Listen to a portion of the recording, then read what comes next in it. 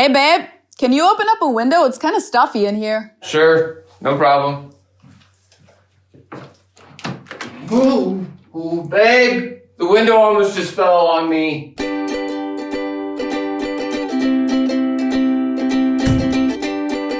Hello, servus, and welcome back to my YouTube channel. My name is Feli. I'm originally from Munich, Germany, lived in Cincinnati, Ohio for the last 9 years, but 3 months ago I actually moved back here to Munich together with my husband Ben, who's behind the camera right now, and our 2 cats. And we got super lucky and got to rent a house here in Munich from an extended family member of mine. And I feel like this house is basically Germany in a nutshell. There's so many things here that you'd never see in an American home, because not only is this a German house built with German features, but also a real family has lived here for decades. Children have been raised here. So I feel like it's the perfect place to show you what a typical German home looks like. All right, let's start in the bathroom, because this is something that is very different than in the US. First up, ta-da-da!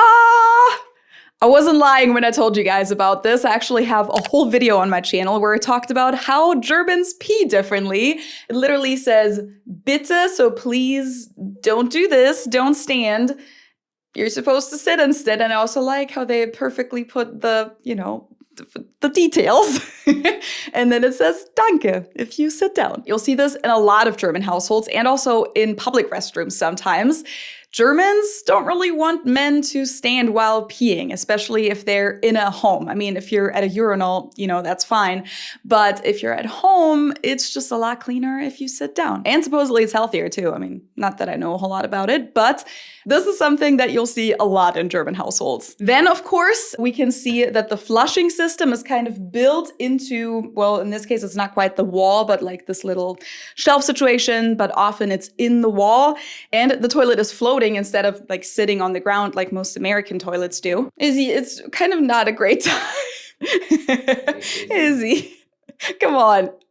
You gotta sit on that. We're trying to film a video here. However, we don't have the old-fashioned German shelf toilets anymore. These are the more modern ones without the shelf. If you've never heard about the shelf, check out my video on bathrooms. But also, as you can see, the water is a lot lower than in most American toilets, which is why German bathrooms usually come with a toilet brush, because you gotta clean after yourself. Then, of course, as is common in a lot of German bathrooms, everything is tiled, literally from floor to ceiling. There is no wooden floor in here. There is no regular drywall. It's all tiled and waterproof. And of course, a handheld shower head. Those are standard here in Germany. I don't even think I've ever seen a German bathroom with a fixed shower head. Another thing that you'll see in a lot of German homes is that the bathroom light switch will be on the outside, so outside the door. This one isn't, but for the other 2 bathrooms that we have here, the light switch is on the outside. And I kind of can't believe that I just said we had 2 more bathrooms, because in our house in the US, we only had 1 bathroom total. 1 toilet, 1 bathroom, that was it. And here we have 2 full bathrooms, 1 half bath, which is just like next level luxury. So here we have the light switch on the outside, and then yet again, we got a floating toilet, and the flushing thing, what is that even called? Spülkasten, is inside this like wall shelf situation. Now, this house was originally built in the 1930s, and then it's gotten several additions over the years.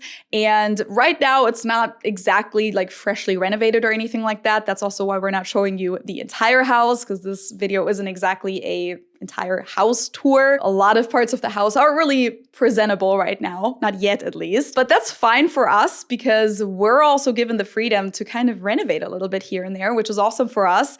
And long term, the owners of the house probably want to tear it down and build something new on this ground, because the value in Munich, at least, I think most of Germany, the value lies in the ground, in the land, and not so much in the structure of the house. Oh, also, I didn't even mean to show this one, but this is also very typical for a German home. This is where we recycle, where we separate our plastics, metal, glass, paper, and then we have another thing for organic waste. So that's pretty typical for a German home, because we recycle a lot in Germany, and you have to separate these things somewhere in your home. Not everyone has something like this in their house. Sometimes it'll just be little bins in the kitchen cabinets or something like that, or, different trash cans set up. Welcome to German life. Another super German part about this house is the little dining area right here. This is kind of what we would call a Bauernecke, Bauerntisch, Bauernstühle for sure. So kind of like a farmer's table, farmer's chairs. They'll have this cute little heart cutout. Sometimes they have other patterns as well. All of this is super typical for Bavaria, which is where we are, but also just the entire Alpine region. So Austria, Switzerland as well. What's super typical for it too is the custom-made corner bench. And you can just see that like all of this is super high quality, the details in the wood. It's also extremely sturdy. I mean, all of this is going to last for another few decades, if not centuries.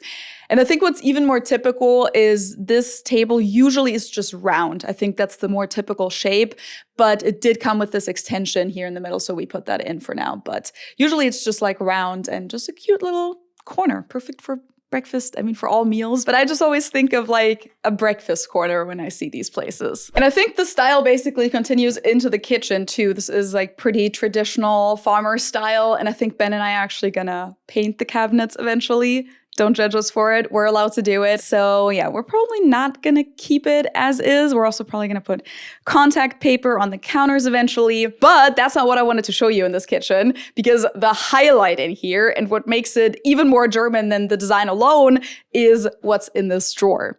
Do you have any guess? What do you think? If you see just like a regular drawer in a kitchen, what do you think is in here? Put your guess in the comments below now. And in 3, 2, 1, I will reveal it. Ta-da-da! Anyone know what this is? Maybe not yet. Do you know it now? This is a Brotschneidemaschine, so a bread cutting machine, basically. And this is typical German. I don't know if modern German households still have it as much, but I mean, my family definitely had one growing up because that's how my mom cut our bread for lunch sandwiches every day. And what this is for is basically to cut bread slices off your bread loaf, because we're Germans. We eat a lot of bread. And this is how you get the perfect slice. Here you can adjust the thickness, and then you basically just push this button and cut off your slice. Now, not all German households have them like built into their kitchen, and I think this one must be hardwired somehow. Oftentimes they're just sitting on the countertop or something like that, but I mean, it doesn't really get more German than this. And look, they even have a little broom here, probably to clean off your breadcrumbs or something like that.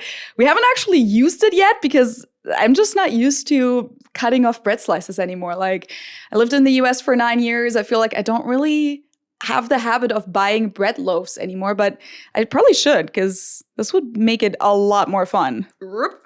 Going back down, and goodbye. Then this isn't like super typical in German kitchens because I had never even seen this before, but this is our fridge. And the reason why I wanted to show it to you anyways is that just in general, small fridges are common in Germany. Now, not usually this small. And I think they only did it because of the layout of the kitchen here.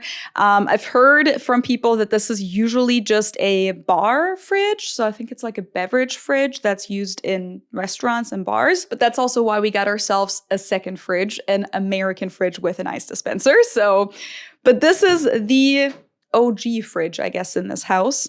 And again, not super typical. I had never seen this exact fridge before. It also like has little drawers, so it doesn't even have your typical shelf. So it's definitely different. But again, small fridges are typical in Germany. Then, of course, we have an electric stove over here. It's not an induction stove because this house isn't exactly newly renovated or anything like that. But gas stoves aren't really very common in Germany. So just having a regular Saran electric stovetop is super common. And then the oven is something that I think is typical German, not only because of like how the thing opens. In the modern ones, it'll even like slide down, and then how the whole slider comes out all the way, which isn't really common in American ovens, I think, or at least I haven't really seen it. But also because of the settings, because a German oven doesn't just come with a temperature setting and then like bake or broil. I feel like those are the standard settings of an American oven, at least, you know, like the regular ones that I always had in the US.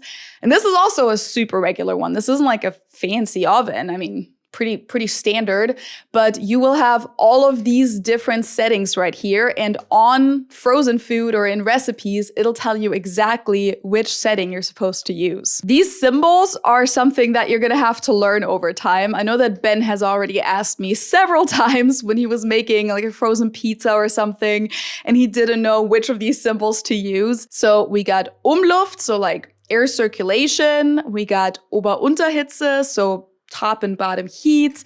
We got, I think this is Umluft with Unterhitze, so with bottom heat.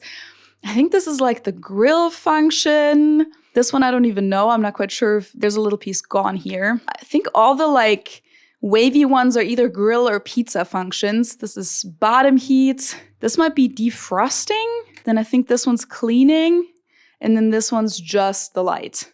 Now, if you feel like you could use a little help to get your German to this level, have you ever tried learning a language while watching TV? Especially now throughout the holidays and the start of the new year, I feel like there's nothing better than cozying up on the couch with a good movie or a TV show. And with LingoPie, you can literally do just that and improve your language skills all at the same time. Because as we all know, exposure is key when learning a new language. They have a library of over 3,000 movies and TV shows in 14 different languages, including German, of course. What makes it different from just turning on the subtitles in a show is that they have a whole set of language learning tools integrated in the show. You can have both subtitles on at the same time, or just pick one, whichever you prefer, and you can click on every word you don't understand to get an immediate translation, listen to the pronunciation, Putzdienst, and add it to your personal vocab list that you can use to practice afterwards. I also love that you can open up the transcript on the side, which also allows you to jump back and forth.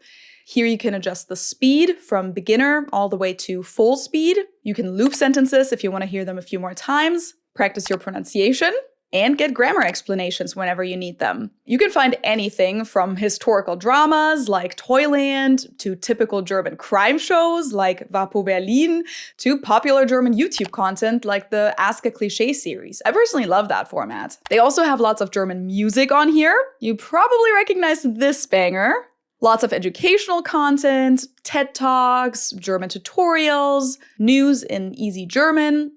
And hey, they even added the short films by German YouTuber Julian Bam. These are kind of legendary in the German YouTube community. They even have amazing cartoons like The Land Before Time, Pokemon, or fairy tales. And the same goes for all the other languages, of course.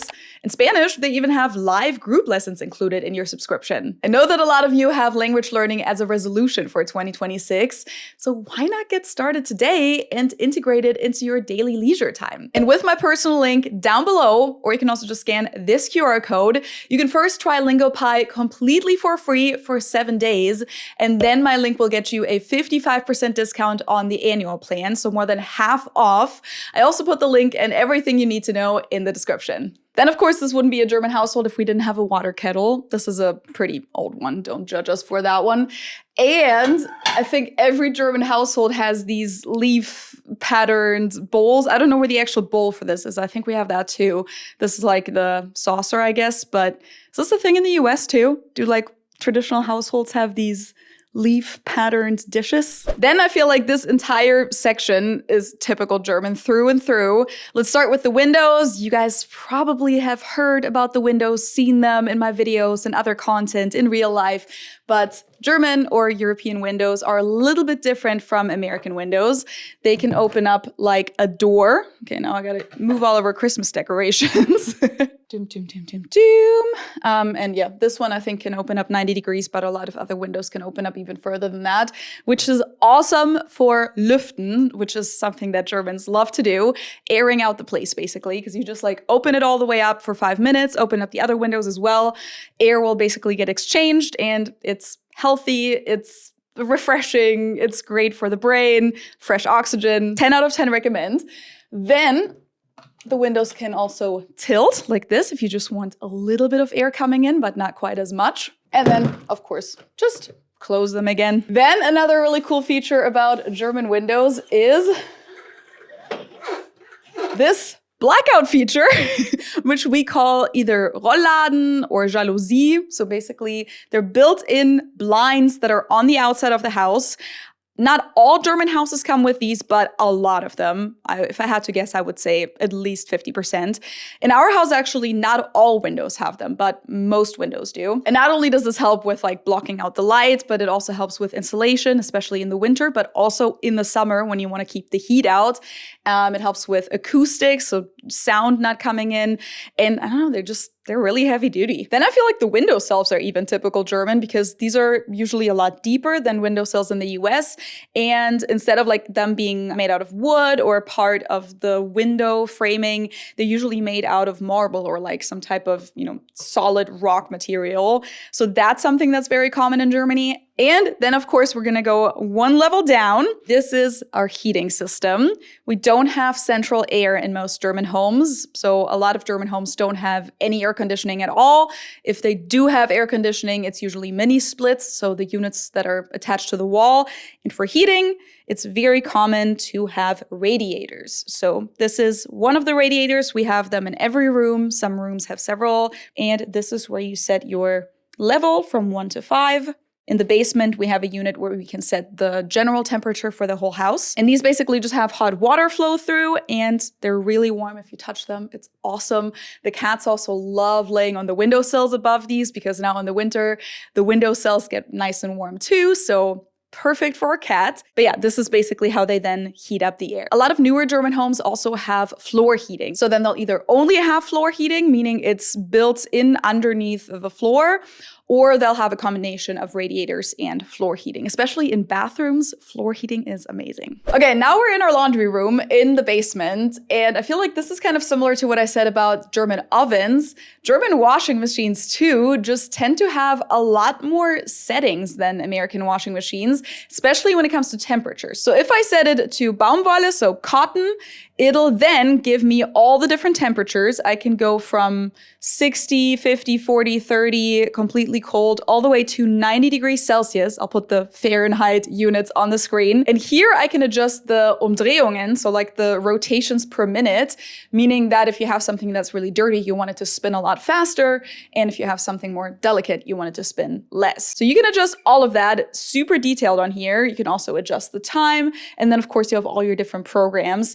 But especially the temperature is something that I was so confused about when I first came to the US, because in Germany, you're taught how to do laundry with the temperatures. You're taught like, this is something that you wash at 60 degrees. This is something that you wash at 40 degrees or 30 degrees. And then I came to the US and all it said was hot, warm, cold, tap water. And I was like, how am I supposed to know how hot it gets? But that's just the difference. And I think, if I remember correctly, the reason for this difference is that most American washers just use the water temperature as it comes from the tap. So the hottest that it comes out of the tap, that's the hottest it can do. Whereas German washers heat up the water inside the machine to that exact temperature. I also personally think that German washers tend to wash a little bit better than American ones, at least I've always had a front loader in Germany. This is a Siemens too, so German company. In the US, I've only ever had top loaders, so maybe that's also why, but I like my German washing machines. Then one of the first things we did when we first moved in here was buy a dryer, because this house didn't come with one, which is also not that uncommon in German households. I mean, this is a whole house, but especially if you just have an apartment, it's very common to have the washer in your kitchen or in your bathroom, because you won't have a basement necessarily if you have an apartment. And then to either not have a dryer at all, or some people have like the 2-in-1 devices where it's dryer and washer in once. Anyways, for us, it was kind of crucial to get a dryer. So we got that pretty early on, and it even matches. It's also a Siemens. And one thing that's different about this dryer, and from what I've seen most dryers in Germany, is that this one is a condenser dryer, which means that it collects the water in this little tank. It's hard to do with one hand. And then every now and then you have to go and dump out the water and then put the tank back in. Versus in the US, it's a lot more common to have vented dryers. So they'll have a hookup to the outside, right? There's like a big tube or like duct that goes through the exterior wall outside, and that's a different type of system.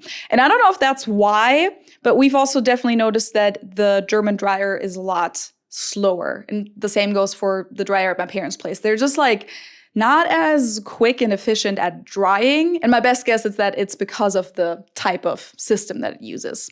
If that's why, let me know in the comments below. Or I don't know if it has something to do with the electricity, but I feel like if anything, that would make the German one better than the American. So end of the day, German washer, in my opinion, is better than an American washer. German dryer, a little bit worse. Good evening. Password, please. Oh, you don't have a password? Well, too bad, no entry for you. Okay, just kidding. This is our personal club here in the basement. Let me open up the actual door for you. This is extremely cool. I would call this kind of a traditional Bavarian Partykeller, like party basement. However, of course, this isn't something that you're going to find in every German household, because this is definitely like, this is privileged, right? Like you need a lot of space to have something like this. But again, this was originally built in the 1930s, and I definitely know that this corner right here, this table, has seen a lot of good rounds of probably Schafkopf or maybe poker, I don't know, whatever games, party games, probably drinking games. And it has all these really cool features like this double window with like a light. And then over here, we have this really cool lit up drawing or painting of Munich back in the day. This is Marienplatz. This is the Frauenkirche with the two towers. And right here is where today is the new town hall, the new city hall. But this must have been painted before that was even built. So like, I think that was built in the early 1900s. So this must be from before then, which is pretty cool. And I mean, look at all of the cool paintings on the wall and like the plaque over there. This place definitely has a lot of history. And last but not least, this one's not nearly as put together as the party basement, but I mean, it's just as old and it has a lot of charm. This is the workshop, obviously. And I mean, look at this. Look at how massive this is. Look at all the tools. There's so much over here as well, in these little drawers too. We've gone through some of the stuff and it's perfectly organized. Some of it looks like it's really, really old. So it's definitely a place to discover things, that's for sure. At least we always know that if we need a tool, we can find it here. And it's just, I like the history of it. It has so much charm. So yeah. Not the prettiest place, but just wanted to show it real quick. So those were some of the most typical German features in our current home here in Munich. If you follow me on Instagram and also follow the Ben and Feli page, we're probably going to keep you updated about any renovations that we're doing here soon and any other progress that we're making around the house. So if you want to see more of that, be sure to follow. You can also follow me on Facebook and TikTok. But for now, if you're interested in more content about homes, I also have a video from 2020 where I talked about the differences in German homes and American homes. And then I also have a bunch of videos that are specifically about bedrooms, about kitchens, about bathrooms, the one about peeing that I already mentioned. I'm gonna link all of those down below for you guys. And with that, I wish you all a frohes neues Jahr, Happy New Year, and I'll see you next time. Tschüss!